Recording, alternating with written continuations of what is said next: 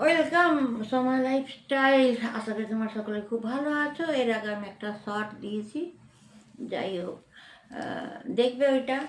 Special কথা, প্রথমেই আমি আমার ইউটিউব ব্লগারদের বলবো, ইনভাইট করব আমার ফেস্টিভ্যাল 25শে ডিসেম্বর। তোমরা সকলে আমার বাড়িতে আসো, পিতার কাছে এসে কেক খেয়ে যাও, এটা তো প্রথমত।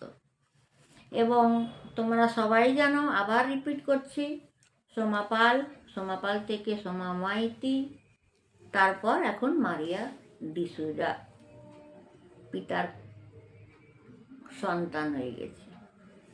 এবং আমি একটা কলিযুগের পাপিহারি নারী মেয়ে, কিন্তু একটু সাউন্ড আসবে, ডোন্ট মাইন্ড, কিছু করার নেই। তো আমি যে প্রার্থনাগুলো করি, পিতার যে সব কাজগুলো হয় তোমাদের, ওটা আমি তো একমাত্র এখানে আমি তো থ্যাংক ইউ বলতে পারি না, পিতাকে বলতে পারি। পিতা ধন্যবাদ, তুমি আমার প্রার্থনাগুলো শুনেছ, যার জন্যই যেই কাজগুলো আমি করছি পিতা করাচ্ছে। আমি তো পিতাকে গ্রহণ করতে পারি না। পিতা, আমি এক পাপিহারা নারী, পিতার পায়ের নখের যোগ্যও না আমরা, কিন্তু পিতা আমায় গ্রহণ করেছে এবং আসল কথাগুলো বলতে বলেছে, যার জন্যই আমি সকলের জন্য প্রার্থনা করি। এবং যারাই প্রার্থনা করে, তোমরা দেখে দেখেছ, পিতার এখানে কোনো টাকা ইনকাম হয় না। এটা কোনো ওই কালা জাদু না, 2,000 টাকা দাও তবে কাজ হবে, বা অ্যাস্ট্রোলজারের কাছে যাবে, হাত দেখে বলবে অমুক আংটি পরতে হবে, তমুক আংটি পরতে হবে, 10,000 টাকা খরচা, বা গুণিনের কাছে গিয়ে তাবিজ পরতে হবে, এই করতে হবে, সেই করতে হবে। এখানে একটা টাকা লাগে না, একটা টাকা আমিও নিতে পারবো না, পাপি হারি হয়ে যাব। কিন্তু তার মধ্যে একটা জিনিস আছে, পিতা সবসময় গরিবদের প্রচুর ভালোবেসেছেন, সারা পৃথিবীকে ভালোবেসেছেন, প্রত্যেকের পাপের বোঝা নিয়ে ক্রুশে চেপে গেছেন, ঠিক আছে, আবার 3 দিন ফেরত এসছে, তাই তো। এবং কেন বলতে যাচ্ছি কিছু কথা, প্রথমেই বলবো, পিতা একটা কুয়োর ধারে বসেছিল। কাকে বলেছিল যে আমাকে তুমি যদি কুয়োর জলটা খাওয়াও, তোমার আর জল তেষ্টা কখনো পাবে না? কাকে বলেছিলেন? একটু কমেন্ট করবে। পিতা কাকে বলেছিলেন যেটা শুকনো পুকুর ছিল পুরো জলে ভরে গেল? পিতাকে কিন্তু দুঃখ দিয়েছিল সে, কে? 2 নম্বর, তাই তো। 3 নম্বর, পিতা হাজার হাজার মানুষ ওই 2টো রুটি একটা মাছে খাওয়ালো, কিন্তু নিজে কেন খেলেন না? কমেন্ট করবে। তাহলে পিতার আসল খাদ্য কি ছিল? পিতা খেতেন কি, তাই না? আর নিশ্চয়ই তোমরা এটাও দেখে রেখেছ যে পিতার একটা কথা আছে, তোমার যদি 2টো জামা থাকে, একটা জামা দান করে দাও।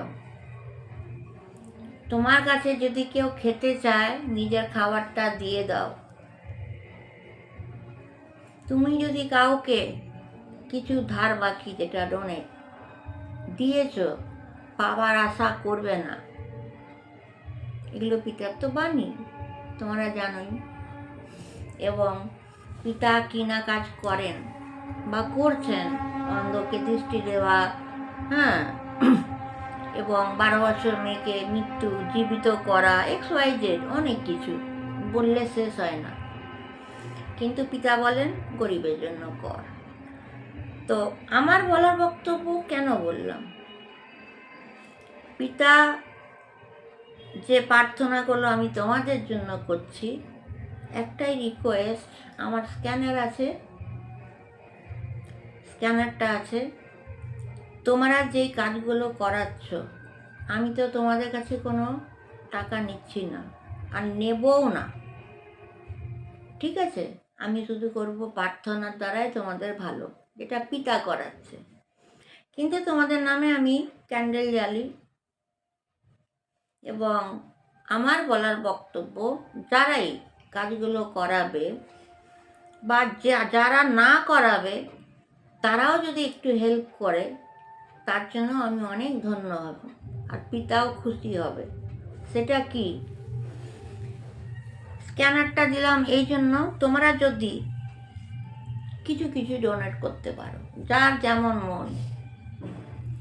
যাদের প্রার্থনা করছি তাদের নিয়ে তো আমি ক্যান্ডেল জ্বালি, প্রত্যেক দিনই কেক দিই, খাবার দিই, তোমরা দেখেছো। তো ওই যদি তোমরা, যেহেতু টাকা দেওয়ার এখানে কোনো প্রশ্ন নেই, কিন্তু যারা দান ডোনেট করবে, যারাই পাঠাবে, সেটাতে আমি গরিব মানুষদেরকে হেল্প করব। যারা খেতে পায় না খাবার দেব, যাদের জামা কাপড় নেই দেব, যাদের ওষুধ নেই দেব। এবং এটা ভাববেন না যে এটা বলে আমার টাকা রোজগার। কেন কি, উদাহরণ, কোনো একটা ব্যক্তি, সাপোজ সীতা বলে একটা মেয়ে হয়তো আমাকে 500 টাকা পাঠিয়েছে, আমি কিন্তু তোমাদের সামনে তুলে ধরবো যে সীতা 500 টাকা পাঠিয়েছে, সীতার এই 500 টাকাতে আমি এই কিনলাম আর অমুক বাড়িতে গিয়ে দিয়ে আসছি। বুঝতে পেরেছ? তাহলে তোমাদের কাছে ক্লিয়ার হবে যে মারিয়া ডিসুজা টাকাটা ইনকাম করে না। মারিয়া ডিসুজার কাছে যেই দেবে তার নামটাই উল্লেখ করব। কেউ যদি 1000 টাকা পাঠায়, তাহলে আমি বলবো আমি অমুক বাড়িতে যাচ্ছি, এই ব্যক্তি আমাকে টাকা পাঠিয়েছে, তার জন্য আমি চাল ডাল আলু পেঁয়াজ XYZ কিনেছি, শ্যুট করব, ইউটিউবে ছাড়বো। তো এতটাই তোমরা করতে পারো অবশ্যই গরিবদের জন্য, যেটাতে পিতা আরও খুশি হবে, তোমাদের জীবন, তোমাদের লাইফ আরও কালারফুল হয়ে উঠবে। আর কোনো এখানে ভাববে না চিটিংবাজের কথা, বারবার বলছি।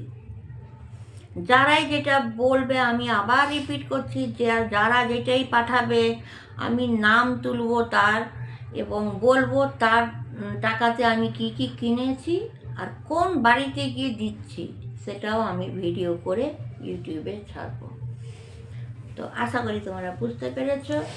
তো যারাই পারবে, যেমন যার সামর্থ্য, প্লিজ স্ক্যানার দেওয়া রইল, তোমরা একটুখানি গরিবদের জন্য হেল্প করো। কমসে কম পিতার দিকে তাকিয়ে, পিতা আমাদের সঙ্গে আছে, সারা জীবন থাকবেন। ইম্পসিবলকে পিতা পসিবল করেন। ঠিক আছে, তো আমার এটাই অনুরোধ। আর যাই হোক, সবাই খুব ভালো থাকবে, এই প্রার্থনাই করব পিতার কাছে। আর যারা যারা 25শে ডিসেম্বর মানাবে, তাদের তো ব্যাপারই আলাদা, আমিও মানাবো, সেটা তোমরা দেখবে। একদিকে আমার শ্যুট হবে, আবার একদিকে আমার লাইফও চলবে। ঠিক আছে, তো এইটা ভুলবে না। আর স্ক্যানারটা দেওয়া রইল। চলো, ধন্যবাদ। অ্যান্ড আমিন আমিন আমিন।